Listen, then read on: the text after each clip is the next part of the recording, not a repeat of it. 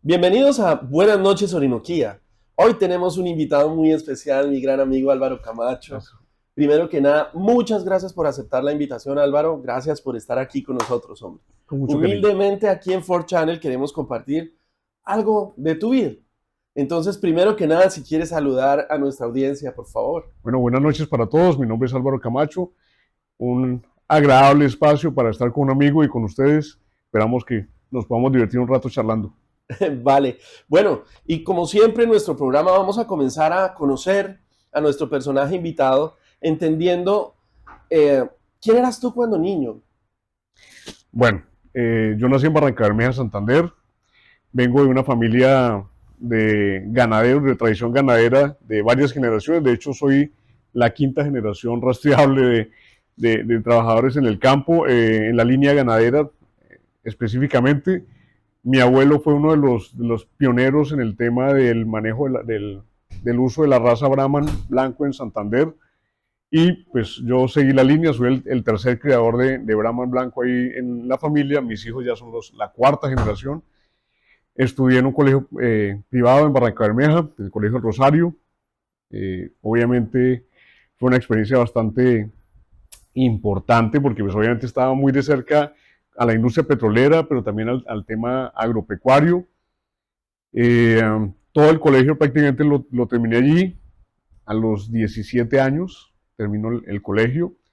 Tenía una decisión difícil para ver hacia dónde iba porque obviamente por parte de abuelos maternos y paternos tenía algunos vínculos con los militares, con las fuerzas militares, por unos familiares que habían pertenecido al ejército nacional específicamente. Entonces tenía un amor también por las armas, por la vida militar, y llegó una diatriba ahí para decidir qué voy a hacer, para dónde voy, porque todo el tiempo he amado, nací en el campo, he amado el campo. Entonces yo decía, no, lo más lógico. Además tuve por parte de mi papá un tío veterinario, quien además también me guió, mi abuelo también. De hecho fueron mis primeros profesores. Entonces ya había hecho muchas cosas empíricas con ellos. Entonces tenía claro que el tema era la medicina veterinaria, pero tenía ahí un roce con mi otro deseo, el tema de las armas, y me gustaba mucho la Fuerza Aérea. De hecho, ese era los dos sueños eran o medicina veterinaria o Fuerza Aérea. Y llegó ese momento en el que ya voy acabando y un tío, por parte de mi familia materna, un hermano de mi madre, me dice que había estado en el ejército. Me dice, ¿qué decidiste?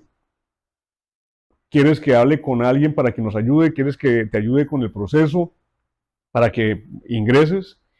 Le dije, bueno, sí, de hecho sí, lo estoy pensando. Pero entonces le decía, bueno, pero tío, es que de pronto si yo llego a pasar, no sé, 3, 4 meses sin montar a caballo, sin estar con las vacas, de pronto no me voy a sentir tan cómodo. Y yo sé que esa vida militar me va a requerir muchísimo tiempo y voy a tener que estar muy lejos de mi pasión y de con lo que nací. Entonces le dije, definitivamente no. ¿Sabes qué? Muchas gracias, tío. Te agradezco que me quisieras apoyar mi otro sueño, pero me voy por mi amor del alma, y son los animales. Y me quedé con el tema de la medicina veterinaria. Ahí ingreso a la Universidad La Salle, hice mi pregrado, me especialicé en el tema de bovinos. Después me fui especializando un poco más hacia el tema reproductivo y administrativo. Entonces hice una especialización en gerencia de empresas agropecuarias, un diplomado en el tema de la gestión de la reproducción, y culmino una maestría de ciencias veterinarias con énfasis en biotecnologías de la reproducción, que es como por donde más me he decantado, porque somos creadores de bovinos. Entonces trabajo mucho ese tema, el tema genético y el tema reproductivo. Entonces ahí llego a la universidad y me quedo en esa línea. Dejé ahí abandonado mi sueño de volar. Bueno, pero, qué mensaje tan bonito, Álvaro. Porque sí, miren, en definitiva uno cuando empieza su educación, sobre todo en el colegio, uno al final como que no sabe qué hacer, como que sale uno del colegio un poquito desubicado. Muchos sí, eso que quieren ser cuando pequeños, logran serlo, y ese es tu caso. Uh -huh. Entonces, qué bonito que no, pues no era el único sueño, pero uno de ellos sí se concretó. Sí. Entonces, muy interesante eso, y es un buen mensaje para ustedes jóvenes, para los papás y para la gente, que realmente uno en la vida tiene que hacer lo que le apasiona, lo que le mueve las venas, lo que está en el ADN, que también entiendo por herencia, tu papá ganadero, tú acostumbrado al caballo, al ganado, a las fincas. Bueno, eso te llevó a cumplir tu primer sueño. Ujú. Y bueno, son decisiones difíciles de todas maneras, porque pues estaban los otros sueños también ahí y se pudieron haber materializado y serías un Sí. excelente militar. Un excelente piloto de la Fuerza Aérea, ¿no? Sí, Pudo haber seguramente. pasado. Claro que sí. Pero bueno, la vida te lleva por el camino de la veterinaria con unos estudios muy interesantes que tienes ya a nivel de maestría. Y bueno, estabas en Barranca Bermeja, estudiaste en Bogotá. ¿Dónde estudiaste? Si yo salgo a los 17 años de Barranca, arranco para Bogotá, llego donde este tío, quien adoro, mi tío Leonardo, que era militar, pues había sido militar, estaba ya en retiro, y llego a vivir con él y su esposa, supremamente perdido, porque en Bogotá íbamos todos los años, sí, pero de visita a la familia, no nada pues de estadías muy prolongadas, y entonces llego perdido y le digo, bueno tío, ¿y aquí cómo llego? ¿Qué rutas? Y pues pasar de Barranca Bermeja, que aunque era una ciudad pues mediana, pues al lado de Bogotá era un pueblo muy pequeño. Entonces me dice, no, hijo, yo solo salgo en el carro, no tengo ni idea de rutas, entonces pues salir el primer día de clases a madrugar más de la cuenta para poder tener tiempo de preguntar a los buses cuál me servía para donde yo iba. Entonces fue un poco difícil, pero pues fue muy agradable haber podido estar con ellos y que fueran al menos una compañía, porque yo pues salgo de 17 años a la universidad, entonces, pero fue difícil, o sea, el cambio, porque pues ya pasas a una ciudad muy grande, ya estás solo, ya, pues obviamente yo en mi casa siempre me caractericé por estar también muy al tanto de los negocios de la familia, entonces yo recorría, salía en el carro a hacer las revisiones del ganado y demás, pero de todas maneras sabía que al final del día pues llegaba a casa. Entonces ya ahora sí ya no, y ya vas a estar acá solo, y pues mi tío y su esposa trabajaban, cada uno tenía su trabajo, entonces pues nos veíamos solo en las noches, pero uy, sí un cambio brusco, brusco, brusco. Bueno, es un cambio que nos toca a la mayoría de los que vivimos en provincia Ajá, y nos toca enfrentarnos a esa selva de cemento, Bogotá, semejante ciudad, hoy en sí. día con más de 10 millones de habitantes. Y pues tanto tú como yo la enfrentamos cuando no existía Transmilenio. Mucha gente ahora, los millennials, dirán, ah, no, pero eso es fácil. Mm, ¿Cómo? ¿No conocieron Bogotá antes de sí. Transmilenio? Si tocaban el cebollero, o si había para el ejecutivo, Sí, o el colectivo ese el colectivo, chiquitico donde uno no cabía. parecía lata de sardinas Uy, ahí. terrible.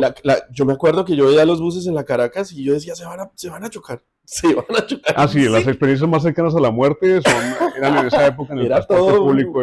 un reto pasar por ahí, pero obvio, no pasaba nada, era simple impresión, pero bueno, eso de enfrentarse a Bogotá siendo tan niño también lo forma uno Sí, y entender esas rutas que eran un poquito complejo porque había una infinidad de buses y bueno, hasta que llegara el que era y uno ir semejantes distancias y bueno, eso es interesante. Pero bueno, llega la vida profesional y sales ya, haces tu maestría, pasémonos hasta ya después un poco en el tiempo.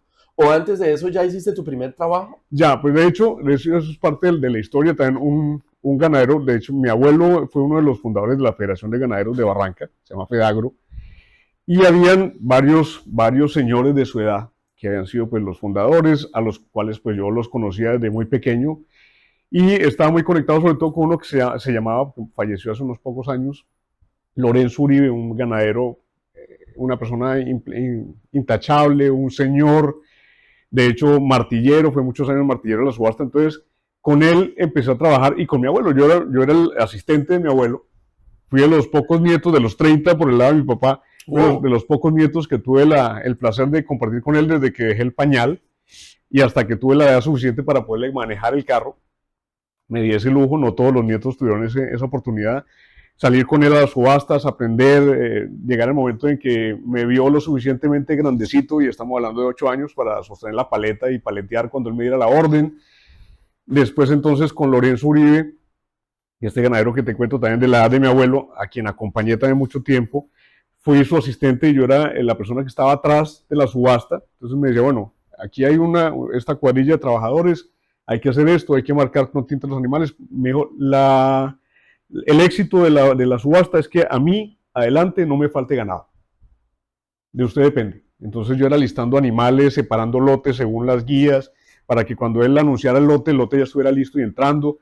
Entonces empecé a trabajar desde que estaba en el colegio como veterinario. De hecho, a Lorenzo Uribe lo llevo siempre en el corazón. De hecho, mi primer hijo se llama Lorenzo por él, en su honor, porque fue la primera persona que me pagó como veterinario.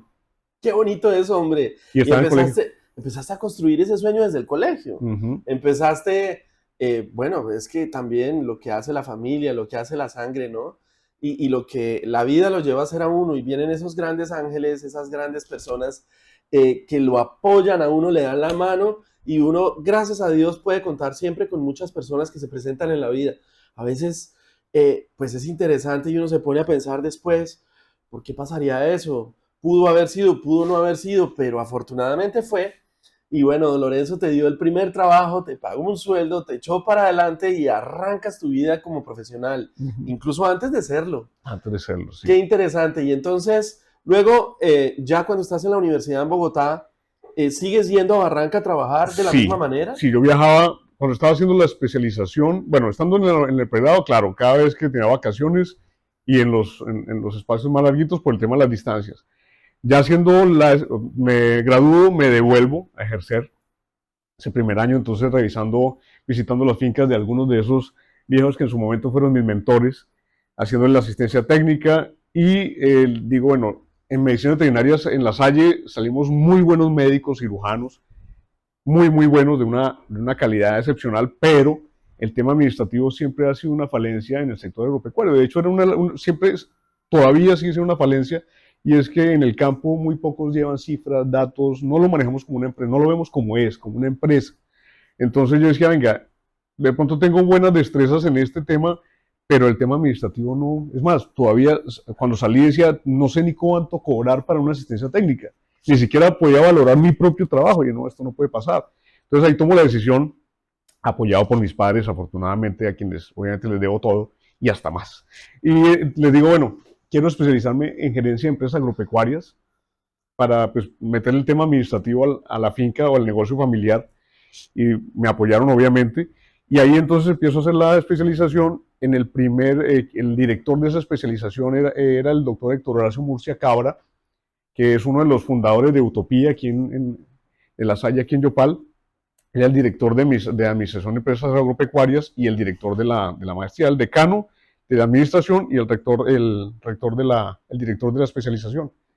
Empezamos a trabajar, entramos tres amigos, o sea, éramos un grupo de tres amigos que habíamos graduado en la misma época veterinaria. Uno es mi compadre y otro con el que también lleva muchos años estudiando. Arrancamos y cuando estábamos en el primer semestre hacemos el anteproyecto y me llama el doctor Héctor Horacio Murcia y me dice, doctor, quiero preguntarle una cosa. Leí su anteproyecto, me gusta. Yo estaba en un proyecto de investigación sobre la rentabilidad de unos sistemas de pastoreo rotacional con unos suplementos nutricionales en ganado de ceba. Esa fue mi primera investigación ahí en la especialización. Me dice, ¿por qué no me colabora usted con unas clases para los muchachos de administración de empresas agropecuarias en el tema suyo? En el tema de bovinos, de producción. Y le dije, bueno, pues lo que pasa es que la verdad nunca me ha interesado, nunca estaba en el tema docente, no había sido de pronto un campo que hubiera esperado, y yo estoy viajando cada 15 días, me va a quedar de pronto un poco complicado, el tiempo un poco corto. No se preocupe, doctor, probemos. Bueno, esa prueba se demoró casi 7 años, 7, 8 años en la prueba, y ese fue mi primer trabajo después de graduarme ya formalmente. No, y en la docencia uno se obliga de todas maneras siempre a estar pues por encima y a requete, aprender lo aprendido y es muy bueno, es muy positivo y todos esos años te dejan una experiencia muy Sí. valiosa. Los docentes yo siempre admiraba mucho, porque tengo unas tías que estaban en el tema de la docencia en colegios y demás, y me parecía, pues, primero importantísimo porque son los que forman las siguientes generaciones. Entonces yo decía, listo, la educación en casa, fundamental, el tema de valores, de ser, el ser como tal, pero en el tema académico, pues esto es una tarea, yo decía, esto es titánico, y de esto depende, de esas personas depende qué tan buenos seamos como profesionales y como personas, pues complementando con la casa. Entonces decía, ok, esto es un reto de pronto que me parece complejo. Pero dije, bueno, pero pues probemos, probemos y ahí, y claro, efectivamente lo que tú dices, hay que estar todo el tiempo estudiando, hay que estarse preparando. Las Salle tienen es una exigencia que a mí me parece formidable y es que para estar como docente tienes que ser docente y además investigador, entonces todo el tiempo aparte de que estás preparándote para siempre tenerles conocimientos de alta calidad y con lo último en tecnología o lo que se haya mejorado en la producción, en el caso mío, pues también te obliga a investigar.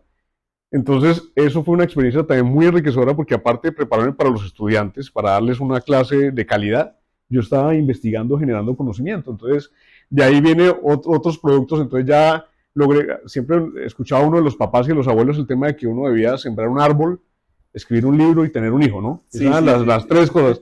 Y gracias a la docencia cumplí la que me faltaba, porque no, mentiras, las dos todavía no tenía hijos, pero ya había sembrado varios árboles en la finca. Ahí escribo mi primer libro con otro docente también de Administración de Empresas Agropecuarias. Escribimos un libro sobre la logística del transporte de animales vivos, tanto de fauna silvestre como animales de producción. Lo hacemos teniendo en cuenta parámetros de bienestar animal, productivos, bueno, una cantidad de cosas médicas y el tema logístico administrativo. Entonces ahí empecé, ahí hago mi primer libro, pero ya he hecho varias investigaciones.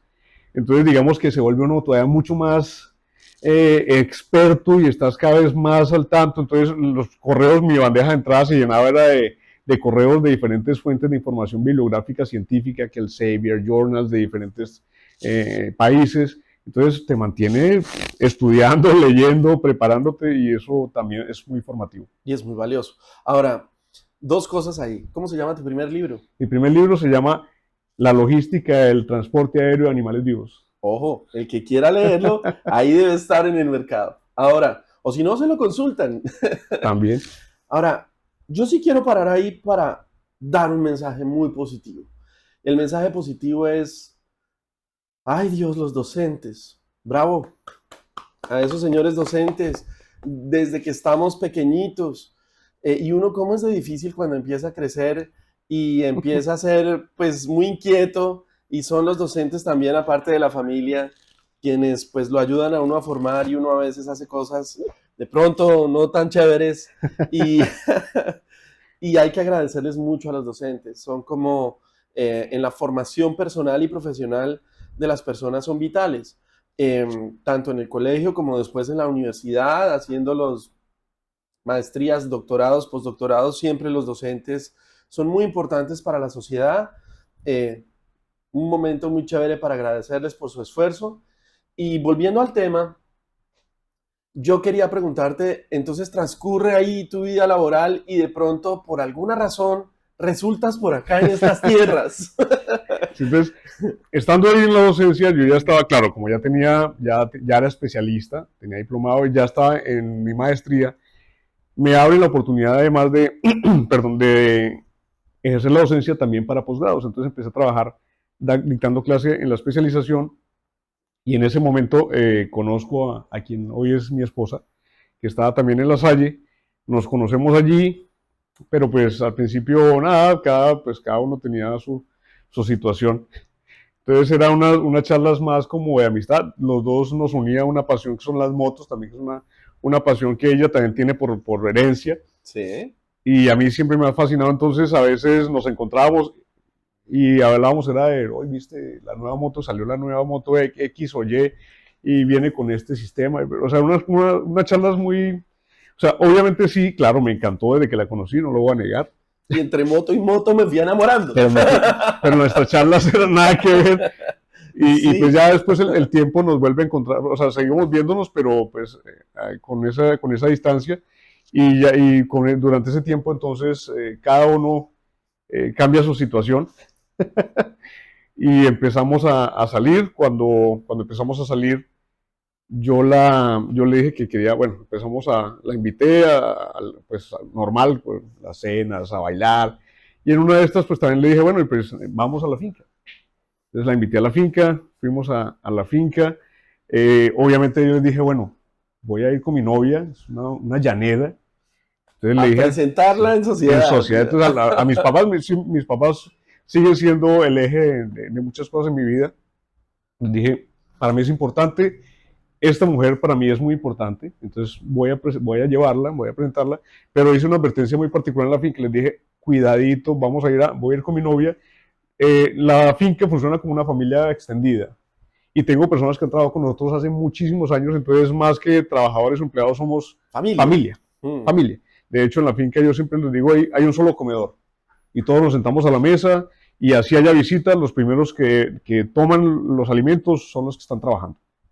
La visita, como está de paseo, puede esperar un momento, pero ese es el modus operandi Muy en mi buena casa. política, muy buena política. Mi abuelo decía, el que trabaja no come paja, entonces los primeros a la mesa son los que están trabajando, independiente que sea. Entonces, los trabajadores a quienes considero mi familia, les dije, cuidadito, cuando salgamos a haber ganado algo, alguno se deja caer del caballo porque vamos a tener problemas. Porque sería vergonzoso que ustedes se me caigan delante de una llanera. Entonces me hace el favor y, mejor dicho, es una advertencia.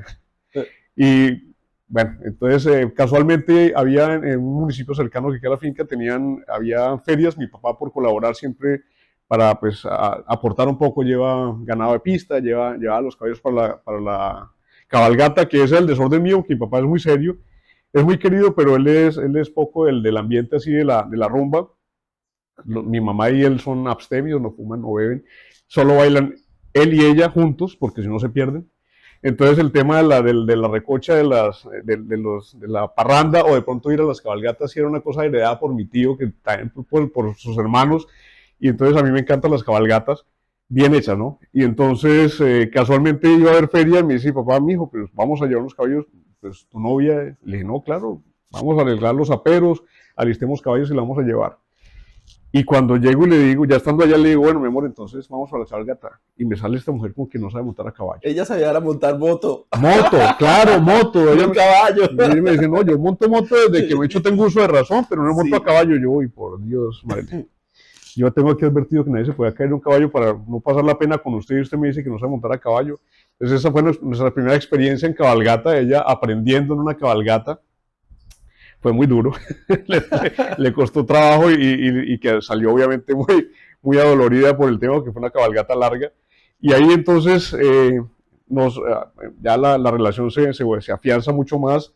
Conozco después a mi suegro, en un viaje, él iba de viaje con mi esposa, los conozco en el aeropuerto de pasadita y le digo, listo, yo tengo que ir a Yopal.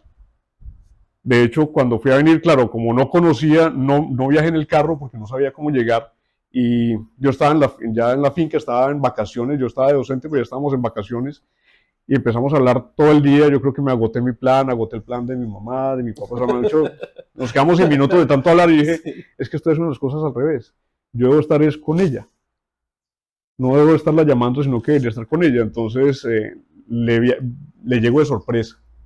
Entonces, como no sabía por dónde llegué a Bogotá en mi carro, dejé el carro y me fui para el terminal a preguntar para dónde me iba para Yopal, porque para mí, por mi trabajo, el llano era el meta, sí. Era Villavicencio, Puerto López, Gaitán. Ese era el llano para mí. Y para muchos. Pues la Orinoquía es enorme y tenemos no solamente al meta, sino también hay otra puerta del llano que, y lo que hay que ver por acá, Boyacá, en Casanare, también Arauca, el Bichada, parte del Guaviare. Siempre he dicho que lo que hay que ver acá, esta experiencia hay que vivirla. Obviamente yo me quedé, pero... y entonces me busqué, llegué en bus, le llegué de sorpresa. Llevábamos, de conocernos ya un par de añitos, pero de novio realmente llevamos muy poco tiempo, llevamos tal vez 28 días. Muy bien, muy bien. Y vine a pedirle matrimonio. Vine a pedirle matrimonio. Payano, en la primera visita a Yopal, pues a Casanare, me vine a pedirle matrimonio a mi señora. Ese fue un hombre resuelto y bueno, ¿y cómo fue el asunto? Así, bruto ahí? Pero decidido. ¿Y cómo fue el asunto? ¿Cómo fue ese momento? Pues esa historia es muy particular. Saliendo con una pareja de amigos en Bogotá, con quienes salíamos frecuentemente, yo le decía a mi señora, mi mujercita. Y entonces ella en una charla de estas me dijo, yo le creo el día que me ponga un anillo si sea rosquita. Yo, ok, listo. Bien, entonces yo llego en la madrugada, estaban en plenas fiestas de Yopal, lo recuerdo perfectamente. Ella me recogió en el terminal y llegamos a la casa de sus papás, obviamente todo un dormido. Y entonces me dice, no, aquí la cosa es que toca buscar el pan del desayuno al menos, y le dije, si busquemos algo, ¿y qué van a hacer hoy? Eso creo que para amanecer un sábado, Dice, no, nosotros abrimos el almacén desde las 8 de la mañana, entonces ya ahorita todo el mundo sale para allá. Y bueno, listo, entonces hagamos el desayuno y yo los acompaño. Mi suegro se fue con mi suegra y nosotros nos fuimos caminando, que ella me iba a mostrar un poquito de Yopal, y empecé a entrar a las tiendas. Y dije, ¿pero qué buscas? Y yo, no, algo. En cada tienda paraba, salía, no, ahí más adelante, hasta que ya me acuerdo que llegamos al centro cuando eso era el metro, y el metro Sí, era un solo piso, un techo bajito, sí, sí. era pues casi que abierto, pero afuera, recuerdo muy bien, había una señora vendiendo almojábanas y bueno, ella ya estaba ya cansada de que yo paraba en todas las tiendas y no le decía que estaba buscando para ayudarme a buscar, entonces ya estaba como medio molesta, entonces se quedó afuera, ahí donde está la señora, entonces yo entré, no conseguí, me tuvo que comprar el paquete grandísimo de rosquitas, mientras lo iba pagando empecé a medirme las rosquitas a ver cuál entraba, para listar una para echarme en el bolsillo, y salí y como ella ya estaba tan molesta, ya no quería pues ya ni caminar de la molestia la que tenía, entonces le pedí matrimonio ahí y le puse un anillo de rosquita, fue el primer anillo que le puse Ella lo pidió así. ella me lo pidió así, yo le cumplí Muy bien eso, y hombre. así le pedí matrimonio. La Muy, primera vez, no, después sí ya lo legalizamos, pero sí, ya después cambió la cosa. con el anillo que debía ser y Bien, bien, oye, muy bien. Y bueno, llega la vida familiar. Llegan los hijos, cambia, ¿no? La vida cuando llegan sí, los hijos. sí, ¿Te cambió harto? mucho, en muchos aspectos, Y ya ¿no? vivías acá en Yopal. Claro, porque es que, o sea, nosotros, bueno, cuando le pedí matrimonio ese día, ella me dijo, sí, pero cuando yo termine la universidad, nos vamos a vivir a Yopal. Y es cuando digo, no vuelvo a hacer promesas ni borracho ni enamorado. No mentiras. Pero sí cumpliendo mi palabra, porque en casa me enseñaron que la palabra valía más que cualquier contrato. Dije, listo, perfecto. Entonces se gradúa, un año después nos casamos también igual posteriormente, o sea, le pedí matrimonio, pero duramos un tiempo de novios mientras pues cuadrábamos todas las cosas, nos organizamos un poco y nos vinimos como al año, finalizó ella su carrera y nos vinimos a vivir a Yopal, un año después de haberle pedido matrimonio y ya hace 13 años de eso acá, Imagínate. 13 ¿No? años. Y el amor, uno por el amor hace muchas cosas en la vida y debe ser el motor por el cual uno debe funcionar. Y bueno, estás aquí en Yopal, una tierra maravillosa. ¿Qué piensas de Yopal y de Casanare? Mira, como te decía ahorita cuando hablaste, cuando dije que lastimosamente para muchos el llano no contemplaba el resto de la Orinoquia, yo siempre he dicho que lo que hay que ver acá es inmenso. Tuve la fortuna de trabajar muchos años con fauna silvestre, conocí muchos rincones de la Orinoquia, Arauca, Casanare, una parte de Boyacá y una parte de Cundinamarca que hace parte pues, de esta zona. Y estoy de acuerdo cuando un ministro de Turismo dijo en su momento, tal vez hace 5 o 6 años, que el turismo era el nuevo petróleo de Colombia. No se equivocaba. No hemos sabido avanzar tan rápido como quisiéramos por X o Y motivos, pero venir al llano, o sea, uno tiene que venir al llano y tiene que conocer la Orinoquia y tiene que conocerla toda para ver la magnitud de la belleza, de la biodiversidad en fauna, en flora, el mismo paisaje como tal, la cultura, esto hay que venir a verlo, esto hay que disfrutarlo. Es Sí. increíble. Y bonito mensaje ahí también para hacerle entender a nuestra audiencia que no es de aquí, que tal vez está en otros lugares, que Colombia es maravilloso. Colombia, estamos hablando de la Orinoquía, que sin duda tienen que venir. Aquí encontrarán una fauna y flora impresionantes, pero tenemos la Amazonía, también la región andina, tenemos dos costas, tenemos todos los pisos térmicos, desiertos, nevados, tenemos de De todo en todo. Colombia. Una tierra fértil y de gente muy buena que pudiera estar en otras condiciones, pero que tiene una gente pujante, trabajadora y que siempre está pensando en cómo solucionar el problema, en cómo echar para adelante, y eso es de admirar, no solamente la tierra, sino la gente. Aquí en Casanare también no somos ajenos a eso, tenemos una gente maravillosa en el campo, mucho más como son de queridos cuando Sí, llega la visita, bueno, es impresionante. Ojo, muchos tienen que venir al turismo, a hacer turismo en Casanare. Aquí está el Safari Llanero, están muchas otras experiencias de turismo en diferentes partes, porque gracias a Dios el Casanare tiene muchos paisajes sí, diferentes, entonces hay mucho por hacer. Vengan a Casanare. Y bueno, volviendo al tema, entonces empieza tu vida profesional y bueno, ¿Cómo llegas a la alcaldía? Bueno, primero pasé por otras dos experiencias. Yo, mientras estaba también en Bogotá, hacía asesorías externas para Fedegan. Entonces, cuando vengo para acá, pues obviamente lo más natural era seguir Con con Fedegan, Fedegan. sí. Entonces, con el doctor Hugoberto Huertas, a quien estimo y admiro bastante por su conocimiento en el área. Es una gran persona. Trabajé pues para Fedegan Casanare, para Unitrópico también. Hice un par de semestres de docencia aquí. Y pues ya pues en el tema laboral ahí me quedo un tiempito con Fedegan, después ya arranco con la Corporación Autónoma Regional de la Orinoquia, con Corporinoquia. Estaba en ese momento directora la ingeniera Marta Plazas. Ahí pues hice un aprendizaje increíble, Buena escuela. una escuela increíble, increíble en el tema profesional, en el tema técnico y en el tema médico, porque pues, obviamente la corporación tiene el hogar de Paso El Picón, donde se reciben los animales, ya sea rescatados o entregados de manera voluntaria, para hacer la rehabilitación y posterior reintroducción al hábitat. Entonces hice una escuela en el tema de fauna silvestre increíble. La corporación me sirvió para eso y para conocer el llano. Yo le digo a mi señora que yo conozco más el llano que muchos llaneros, porque me lo he caminado además, ¿no? Y Entonces, estoy seguro que lo conoces más que yo. me lo he caminado porque pues obviamente en el trabajo de protección del medio ambiente y en el caso particular de fauna, que era lo que mi competencia, pues obviamente hacíamos recorridos para hacer fototrampeo, hacer seguimientos. Entonces, por eso insisto siempre en invitar a la gente, porque es que hay tanto que ver que es increíble. Yo, aún así, trabajando tantos años con fauna silvestre, aún me sorprendo, aún me emociono cuando veo pasar caminando un oso hormiguero, el famoso oso palmero, y todavía se me eriza la piel de la emoción ver una manada de chigüiros, encontrarme un puma en la mitad de la sabana persiguiendo un venado. Esto es increíble, esto es Es increíble. fantástico.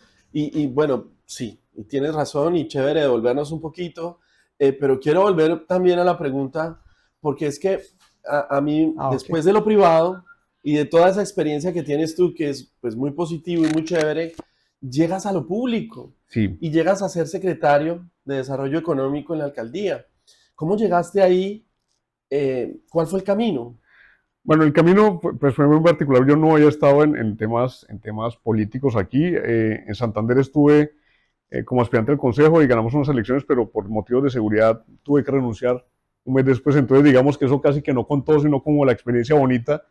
Pero cuando ya estoy en la corporación, recibo una llamada de la persona que había ganado la elección, que era el que había quedado como alcalde electo, y me dice, oiga, mire, necesito que me ayude, tengo una hoja de vida interesante, necesito que me ayude con un sector que pues, le compete, es el tema de desarrollo económico. La Secretaría en Yopal en ese momento se llamaba Secretaría de Desarrollo Económico, Medio Ambiente y Turismo.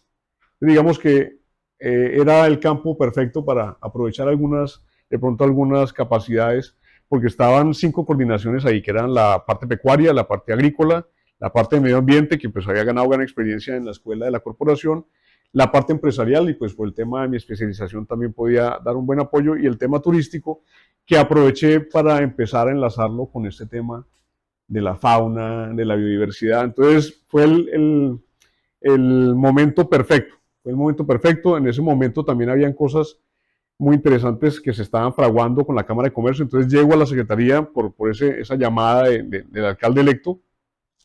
Nunca hice campaña, lo confieso, nunca le hice campaña. Fue un tema más profesional. Y llego a la Secretaría con muchas ganas de hacer muchas cosas por lo público, por la gente, por la comunidad, y sobre todo porque tú decías ahorita, para mí el sector el campesino, el sector agropecuario, para mí es primero fundamental para que la vida se dé. Si no hay quien produzca comida, las ciudades no funcionan. Entonces, el hecho de poder estar desde lo público apoyando ese sector, dije, ok, pues no lo había pensado, pero vamos a poner todo nuestro esfuerzo para que desde la Secretaría podamos apoyar ese sector agropecuario y otros sectores que estaban ahí en esa coordinación. Entonces, esa fue la forma casual y particular de llegar ahí, pero sí aprovechamos el cuarto de hora. Estuve solo un año en esa Secretaría. No me gustó mucho el tema público-político. El Sí. sector público tiene muchas otras variantes, que era lo que estaba haciendo, por ejemplo, en la corporación, pero cuando el tema es tan político, no me gustó, Juan. No me gustó mucho. Y, Y bueno, está interesante. Y claro, vienes de lo privado, te metes en lo público. Debe ser complejo también porque ya hay que administrar recursos públicos, es una cuestión diferente. Tienes que cumplir, digamos, ya con un rol diferente en donde te toca intervenir en muchas cosas para el desarrollo. Y es muy interesante lo que dices, venir a apoyar el sector empresarial. eh, También es una oportunidad para manejar un tema financiero ahí bien interesante y bueno, se sigue formando uno y Sí, entonces, de todas maneras, me parece muy valioso y muy interesante que hayas estado en lo público porque también aprende uno a administrar de una forma diferente. ujú. Y luego vuelves y sales de lo público y entonces, ¿qué pasa contigo? Sí, ahí pues obviamente me retiro, renuncio. Claro que antes de renunciar aproveché, hice unas cosas que para mí, también aparte de que me formaron, también me las llevo en el corazón y fueron los esfuerzos que hicimos para, no solo para Yopal estando en la Secretaría de Yopal, sino para Casanare. Y fue un trabajo articulado con la Cámara de Comercio, con Cotelco, con el GHL, no por propaganda, y con quien estaba en su momento secretario de Desarrollo Económico en San Luis, el doctor Alexis Duarte. Entonces, hicimos una llave interesantísima porque para ese momento venía el evento más importante del turismo de naturaleza, que es el Nature Travel Mart, y entonces estaba en eso. Yopal nunca había estado en la baraja de opciones, claramente, para hacer el evento, pero empezamos a charlar y decimos a Horacio Wilches, quien es el cluster manager de turismo de la Cámara, nos dice, venga, tenemos todo, tenemos un sitio, el mejor sitio de eventos, con alta tecnología, capacidades, bueno, en ese momento pues la conectividad era mucho mejor, entonces dijimos, venga, ¿y qué vamos a hacer? Entonces dicen, no, vamos a montarle a ProColombia la propuesta para presentar a Yopal. Y nos dicen, bueno, ¿y cuánto tiempo tenemos? Y no, es que ya se presentaron todos. ¿Cómo así? Hágale. No, tenemos 3 días, 3 o 5 días. Nos encerramos en el GHL todos los días a trabajar, a maquinar aquí cómo íbamos a convencer a ProColombia de que viniera. Pero pues con tanta cosa hermosa que mostrar de Casanare y la Orinoquia, pues el trabajo no era difícil, pero sí dispendioso porque tocaba competir con Bogotá, Medellín, Cartagena. Claro, no es una tarea No es fácil. una tarea fácil. Había que armar algo poderoso, algo con sustancia, y también después el relacionamiento tuyo de Carlos Rojas en Bogotá, bueno, tratando de mover Claro, la cosa para ganar. obviamente Carlos, el ingeniero Carlos, pues obviamente lo conocía también por temas, por la cercanía con la familia de mi esposa. Entonces digamos que tenía algo de confianza y entonces empezamos a trabajar con el tema y logramos hacer en tiempo récord una propuesta para ProColombia, vendiendo todo lo que nosotros ya vivimos acá, pero que a veces a algunos se nos olvida o lo volvemos tan paisaje que no lo valoramos. Dijimos nosotros, pues yo que no soy de aquí, sí lo valoro y lo adoro. Y dije, esto tiene que conocerlo más gente, entonces vamos a hacer el esfuerzo y vamos a meterle el diente a esto. Entonces hacemos la propuesta, nos traemos a la gente de ProColombia. Incluso casualmente hace unos días estaba viendo unas fotos de las que te recuerda el Facebook años después. Sí, Y eso tiene una anécdota incluso particular. La directora de este evento para ProColombia, en su llegada se le rompe el tacón. Se le rompe el tacón bajándose del avión. Apenas nos damos cuenta, la persona que estaba conmigo de coordinadora de la parte de turismo en la alcaldía, le digo, mira, por favor, necesitamos solucionar esto. Ayúdame a conseguir unas cotizas muy lindas, bordadas, muy, muy hermosas, para que esta señora pueda usar unos zapatos, pero que además aprovechemos y le pongamos algo criollo. qué vaina, hombre, pero buena la solución. No, claro, entonces llegamos, nos encontramos en el hotel y casualmente pues ella me las entrega y fue curiosísimo, pero entonces ella estaba incómoda y entonces yo le paso las cotizas, pero como ella nunca las había usado, entonces me agaché y se las ayudé a poner. Entonces eso fue pues súper cómico, pero también muy emotivo y ella enamorada, una señora muy querida, una señora con un bagaje en turismo impresionante, le llamó la atención el espectáculo, el show de que se la entregara así, se la pusiera y ver esa cotiza tan hermosa, bien elaborada de nuestros artesanos de aquí de Casanare. Desde ahí ya la enamoramos. Muy bien. Ahí la enamoramos. Y ahí empezamos el resto con la parte culinaria, con muestras gastronómicas, nos las llevamos a un ato, a vivir la experiencia de lo que le queríamos vender y lo que les habíamos vendido en el proyecto, para que vivieran la Orinoquia. Y no, esta gente se fue enamorada, tanto así que volvieron un par de veces antes del evento para seguirlo confirmando. Ya lo habían sentido, pero querían sentir la experiencia Volverlo a vivir. nuevamente y disfrutarlo y logramos que el evento se hiciera aquí. Y ese evento fue muy importante. Sin duda un detonante, se cerraron muchos negocios, vinieron una gran cantidad de compradores internacionales y nacionales, y se movió mucho aquí el tema turístico gracias a ese evento. Te tengo una cifra interesante. Ese día habían más de 160 empresarios del turismo a nivel nacional e internacional, la mayoría de internacionales, pues es una rueda de negocios muy grande. El cálculo de ProColombia es que ese día, gracias a que trajimos a esta gente, la hicimos vivir la experiencia, nos llevamos a un hato a vivenciar, a escuchar los cantos de vaquería con los vaqueros arriando lotes grandísimos de ganado, las puntas de ganado, atravesando un lote de caballos muy grande, atravesando un estero a todo galope, viendo la fauna, y logramos que en esa rueda de negocios, según los datos de ProColombia oficiales, se hicieran negocios por 11.2 millones de dólares. Sí, es cierto. Fue muy interesante y un gran detonante, insisto, para que el tema del turismo se desarrollara y se siga desarrollando. Ojalá que podamos seguir cazando eventos como ese y podamos seguir apostándole al turismo y a otras fortalezas que se tienen aquí en la región. Pero volviendo a hablar de ti, ¿sí? De tu experiencia, bueno, sin duda, esa muy buena gestión que hiciste desde la alcaldía tuvo su fruto con el evento. Y muchas otras cosas más que hiciste ahí en la alcaldía, pero bueno, sales de ahí y ¿qué pasa? ¿Qué pasa contigo después de salir de la alcaldía? Cuando salí de la alcaldía dije, bueno, ok, voy a volver al tema más entregado nuevamente a la ganadería. Tenía un par de clientes, pero el tema del negocio familiar también me jalaba un poco de tiempo. Entonces dije, bueno, voy a empezar a tratar de hacer más cosas más cerca, repartir el tiempo entre Casanare y Santander. Y había hablado con una persona de la corporación, la doctora Maureen. Entonces le dije, doctora, estoy por acá en Bucaramanga, estoy haciendo esto, y me dice, ¿y no te gustaría volverle? No, pues usted sabe que a mí me fascina el trabajo con mis animales, para mí es espectacular el tema de salvaguardar la biodiversidad de la Orinoquia. Me dijo, bueno, pues entonces, pues aquí dejaste un buen legado, tienes un historial muy bueno, tu carta de presentación ha sido tu desempeño, entonces, pues si quieres regresar, la corporación tiene las puertas abiertas para ti. Y efectivamente volví.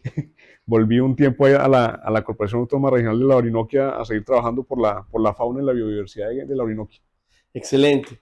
Y luego pasa la vida y seguramente volviste a dejar huella ahí porque si algo te caracteriza es que siempre donde entras haces un buen trabajo y dejas una huella muy positiva para la economía. Y bueno, ahora, hoy en día, pasa un poco de tiempo y entras a resolver unos temas de unos programas que se están haciendo en Cámara de Comercio, que entre otras cosas son apoyados por la industria petrolera, Ujú. que es un tema también que me gustaría abordar. Antes de entrar en detalle en el programa, quisiera preguntarte, ¿cuál es tu opinión sobre la industria en ese sentido? La industria petrolera tiene una curva de aprendizaje bastante fuerte, con el tema social, con el tema económico, y tantas cosas que han pasado durante el proceso desde que se inició la extracción del petróleo en la Orinoquia, que han aprendido cosas y han visto también el desarrollo de muchos sectores, sobre todo el sector agropecuario, que es donde normalmente están los emplazamientos de la industria petrolera y donde está la mayoría de los oleoductos. Entonces empezaron a ver que el enfoque que se le estaba dando previamente al trabajo con las comunidades en el tema de impacto social no era el más adecuado, porque era inmediatista, era entregar algo para solucionarte la necesidad de hoy. Entonces la industria petrolera empieza a hacer una reconversión en esa curva de aprendizaje y venga, vamos a explorar una forma de que esta inversión social o este apoyo, que es una inversión social voluntaria, se enfoque más a generar habilidades, formar, capacitar y dar habilidades, y pegado a eso poderle poner de pronto alguna infraestructura, algún equipamiento que te facilite desarrollar algún tipo de emprendimiento del tipo que sea, pero para estas comunidades que están en las zonas de influencia directa de los proyectos petroleros. Entonces ellos redireccionan todo su enfoque y empiezan a trabajar con proyectos más de productividad, más de capacitar a la gente a producir. ¿Y cómo es importante eso, no? Porque sí, digamos que la industria petrolera ha tenido un desarrollo social o unos proyectos sociales muy fuertes para el desarrollo del departamento. Y no solo de este, sino que en Colombia hacen una gran inversión eh, para que muchos sectores de la economía que no están muy favorecidos y sobre todo en las áreas de influencia, formen emprendimientos que ojalá no dependan de la industria petrolera. Algunos sí lo hacen, otros ojalá que no, para que cuando ya no estén, pues esos emprendimientos subsistan, sean empresas fuertes y que perduren en el tiempo. Y es muy bueno eso porque entonces ya la formación, el acompañamiento técnico y todo lo que se hace después de es muy importante para que esa inversión además que se hace en capital semilla o en especie, para que puedan tener sus proyectos productivos, funcione. Exacto. Y muy interesante eso, oye. Y de lo que has hecho, eh, ¿qué es lo que más te ha gustado ahí en esos proyectos que estás haciendo? Bueno, muchas cosas son fundamentales y hacen que uno se enamore de esos proyectos. ¿Qué pasa? La industria petrolera comprende que ellos, pues obviamente no es su fuerte, pero sí tiene un aliado estratégico que es la Cámara de Comercio, que tiene pues obviamente capital humano y conocimiento en el tema de emprendimiento, en el tema de empresarialización, en el tema de industrialización. Entonces, al ver esa fortaleza, deciden tomar a la Cámara como un aliado para este nuevo enfoque de los proyectos.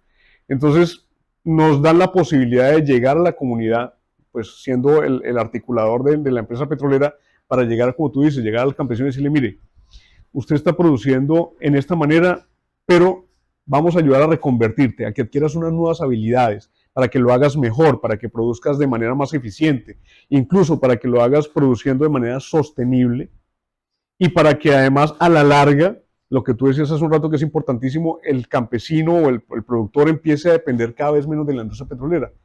No por nada negativo, todo lo contrario, porque encontremos cómo diversificar la economía sin necesidad de depender de una sola fuente y que esta persona entonces empiece a dejar ese concepto de esperar su turno en la empresa, esperar a ser empleado por un par de meses, sino que, bueno, puede que lo siga haciendo, pero tiene una entrada más estable que es su propia empresa agropecuaria, su propio emprendimiento, del cual obtiene sus recursos, le da calidad de vida a su familia, que es uno de los retos grandes sociales en el sector agropecuario porque la gente vive con unas dificultades económicas muy complejas. Afortunadamente, digamos que yo siempre he dicho que el campo es bendito y decía el abuelo, el que se muera de hambre en una finca es por perezoso, porque sí se puede producir comida, pero para mejorar la calidad de vida tienes que producir más y mejor. Y ahí es donde viene esa interacción de la Cámara de Comercio con la industria petrolera para enseñarle a ese productor a producir mucho más en mejores condiciones, de pronto con esa asesoría nuestra como Cámara de Comercio en muchos temas importantes para él y con el apoyo económico de la industria petrolera para convertirlo en un productor agropecuario, en un empresario agropecuario, y eso hace que la cosa tenga un horizonte diferente. Claro que sí. Y aquí hay mucho que agradecer y yo sí voy a dar nombres propios porque algunos de esos programas los conozco y me parecen muy interesantes. Parex ha hecho grandes esfuerzos, Ecopetrol sin duda, ODL, Oleoducto Vivo, pues La Fundación la Leeuto Vivo, sí Fundación señor. Oleoducto Vivo, eh, y bueno, entre otros, Leopard, bueno, otros han intervenido en muchos proyectos que se han desarrollado, pero hay cosas muy interesantes que se han hecho. Hace poquito hablábamos de una intervención que hiciste en el Morro. Por ejemplo, contémosle a la gente que de pronto no sabe, vamos a escoger uno de tantas cosas que se hacen, pero me parece muy importante que la gente sepa, por ejemplo, qué está pasando en el Morro con esas intervenciones que me pareció muy chévere. Sí, bueno, este programa es con Ecopetrol, que es el programa Agrosol de soluciones agropecuarias, donde la empresa quiere poner a disposición del ganadero o del agricultor muchos profesionales del área para que le enseñen habilidades técnicas y entonces le hacemos una reconversión tecnológica a este productor agropecuario. De pronto la señora que sacaba eh, huevitos criollos o de alguna manera para comercializar, a veces de pronto de manera muy artesanal. Entonces la industria petrolera a través de estos programas le dice, mire, le voy a poner asesoría profesional permanente, va a tener usted un médico veterinario, un zootecnista o un agrónomo dependiendo del producto, le vamos a poner, aparte de la asesoría, y te vamos a apoyar con un equipamiento, algunos insumos, incluso animales vivos, para poder incrementar los niveles de producción. Entonces, son unos esfuerzos muy grandes para que la gente mejore su capacidad productiva. Ese por el lado netamente agropecuario, porque por ejemplo con la Fundación Oleoducto Vivo el tema es de emprendimiento, entonces ya está más enfocado a la empresarización, entonces son proyectos muy interesantes que benefician a largo plazo. Eso es lo bonito de ese tema. Lo bonito, y hablábamos de que a la gente se le está poniendo una placa de concreto de unas medidas interesantes, con unas paredes laterales hechas también en ladrillo y concreto bastante fuertes y bien hechas, Sí, luego unas mallas, luego su techo, o sea, se le está construyendo a la gente una solución de verdad y un correcto. aporte tangible que pueden recibir, aparte de la asistencia técnica y de toda la trazabilidad del proyecto. ¿Y quién más? Cuéntanos un poquito más de ese programa, por ejemplo. Bueno, el programa también incluye varios sistemas productivos, ¿no? Hay incluso tanques de cosecha de aguas lluvias por el tema de la sequía aquí en el verano, entonces hay unas soluciones que son unos tanques de almacenamiento de aguas lluvias, otros que son los sistemas de riego por goteo para huertas, obviamente para el aprovechamiento de la familia. Hay otros que son la instauración o la ayuda para instaurar programas silvopastoriles, para hacer un poquito más eficiente la producción ganadera, para que obviamente con estos bancos de forraje y de proteína, pues ellos mejoren la calidad de la alimentación que le dan a sus ganados, ya sea para producir leche o carne. En tema de infraestructura porcícola para el desarrollo obviamente más tecnificado y obviamente con un tema ambiental para el tema de recolección de excretas. Entonces, todos son unas soluciones enfocadas a cada tipo de producción agropecuaria, pero con lo que tú dices, ¿no? Con un aporte en el tema técnico bastante fuerte para que el productor agropecuario mejore sus capacidades y su calidad de vida. Y ojo a esto, no es una sola empresa, ni solamente es la industria petrolera quien tiene responsabilidad social empresarial, pero sí vale la pena aplaudir ahí a la industria porque están haciendo un trabajo muy interesante y no solo es en el Morro, estamos tomando solo un ejemplo, sino en todo el departamento con diferentes cosas y esperamos que a futuro, ojalá que eso sea aprovechado por la comunidad y que, por ejemplo, nosotros estamos trayendo huevitos y todos comemos huevos todos los días. Entonces, si volvemos un foco de producción aquí al Morro, que ojalá ese sector se convierta en un proveedor de Yopal y ojalá de Casanare. Y el mensaje aquí positivo es que los campesinos casanareños, la gente que está en lo rural, está teniendo oportunidades valiosas, oportunidades diferentes, oportunidades sostenibles, oportunidades que le apuntan no solo a lo económico, sino también al cuidado de la naturaleza y por ende a poder prestar muchos servicios ambientales, a tener ingresos residuales por otros servicios que uno puede prestar. Y entonces haya una dinámica económica que haga que el departamento crezca productivamente y empresarialmente. Eso es lo que se busca y es un buen mensaje. Ojalá que de verdad sigamos en esa buena senda y en ese buen camino y lo aprovechemos. Bueno, Alvarito, por hoy yo creo que vamos a terminar este programa. Muy especial haber hablado contigo. Muy importantes todos los mensajes, especialmente ojalá ahorita cuando te despidas que nos dejes un mensaje positivo para la gente a partir de tu experiencia, de tu conocimiento y darte las gracias por estar aquí con nosotros hoy. Bueno, a ti por este espacio también para contar un poco de mi historia y un mensaje, mira, yo creo que lo que yo siempre he dicho, Casanare y la Orinoquia tiene que concientizarse de que aparte de toda esa magnificencia, toda esa belleza y esa cantidad de biodiversidad, tiene una cosa muy importante y es que tiene que ser la despensa de todos los alimentos, de gran parte de los alimentos para toda Colombia y algunos países cercanos. Entonces, hasta que no entendamos digamos, ese nivel de compromiso, no vamos a ver con los ojos que deberíamos ver a Casanare. Y es que Casanare debe tecnificarse porque debe ser el proveedor de proteínas, de hortalizas, de frutas, de granos. Entonces, digamos que lo que uno desearía es que la gente comprenda más que su llamado como colombiano y como productor agropecuario es poder alimentar al resto del país e incluso a otros países. Entonces tienen que entender que o se enfocan en ser muy productivos, en ser muy eficientes y eficaces en lo que están haciendo, o van a desaparecer, porque tenemos un limitante que es de pronto las distancias. Pero si lo hacemos de manera correcta, el Casanare y la Orinoquia en general tienen un futuro promisorio en el tema de alimentos. Qué gran mensaje, Alvarito, de verdad, muchas gracias. Y que la gente también entienda, yo termino diciendo esto, eh, que a veces satanizamos o ponemos en una parte que no corresponde a la industria, hay que apoyarla, hay que dejar de parar tanto por cualquier cosa, hay que dejarla trabajar para que todos estos proyectos sigan, subsistan y ojalá se aumenten. Eh, para mí fue muy bienvenida la bonanza petrolera. Eso tiene muchos bemoles y bueno, en la historia han pasado cosas buenas y malas, pero hay que quedarse con lo positivo y hay que seguir construyendo. También agradecerle al sector público, porque el sector público también está haciendo sus grandes esfuerzos para lo mismo y todas las fuerzas vivas del departamento tenemos que trabajar de la mano en llave para poder seguir sacando a Casanare y a la Orinoquía adelante y que económicamente seamos mucho más productivos y mucho más proactivos.